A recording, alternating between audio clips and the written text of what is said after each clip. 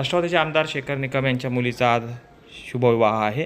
मुक्ता शेखर निकम आज विवाहबंधनात अडकणार आहेत।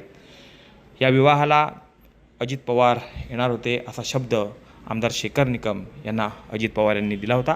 मात्र दादांचं अपघाती निधन झालं। मात्र दादांचा शब्द पूर्ण करण्यासाठी दादांच्या पत्नी महाराष्ट्र राज्याच्या उपमुख्यमंत्री सुनेत्रा पवार या लग्नाला येणार आहेत आणि यामुळे सावर्ड्यामध्ये त्यांच्या स्वागताची जी तयारी देखील सुरू झालेली आहे। लग्नाचा मुहूर्त ठरला होता आणि वेळ 12:40 आज ठरली गेलेली आहे। मात्र या लग्नाला अजितदादा उपस्थित राहणार होते आणि त्यांनी सांगितलेलं होतं की मला लग्न कार्यक्रम आवरून लवकर निघायचं आहे, म्हणून अजितदादांच्या सोयीसाठी जो अजितदादांनी सांगितलेला मुहूर्त होता तोच मुहूर्त आज 12:40 होता। एवढं प्रेम आणि एवढी आपुलकी अजितदादांची या निकम परिवारासंदर्भात होती। निकम परिवार आणि पवार कुटुंबीय यांचे घरोब्याचे संबंध आहेत। गोविंदराव निकम हे शेखर निकम यांचे वडील होते।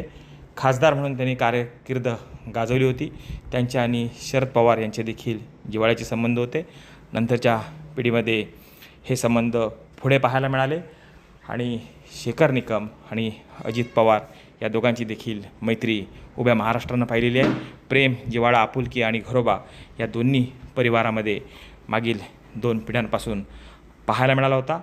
आज अजित पवार या ठिकाणी असणाऱ्या मेळाव्यात नाहीत, मात्र त्यांनी दिलेला शब्द पूर्ण करण्याची जबाबदारी आता पत्नीने घेतलेली आहे आणि नववधूला आशीर्वाद देण्यासाठी उपमुख्यमंत्री सावर्ड्यामध्ये दाखल होणार आहे। दिलेला शब्द पाळणं हा अजितदादांचा स्वभाव होता। यामुळं लग्नाला येणार असा शब्द दादाने दिला होता। हा शब्द दादा नसताना आता दादांच्या पत्नी मुख्यमंत्री सुनेत्रा पवार पाळत आहेत। कृष्णकांत साळगावकर, TVN मराठी, चिपळूण, रत्नागिरी।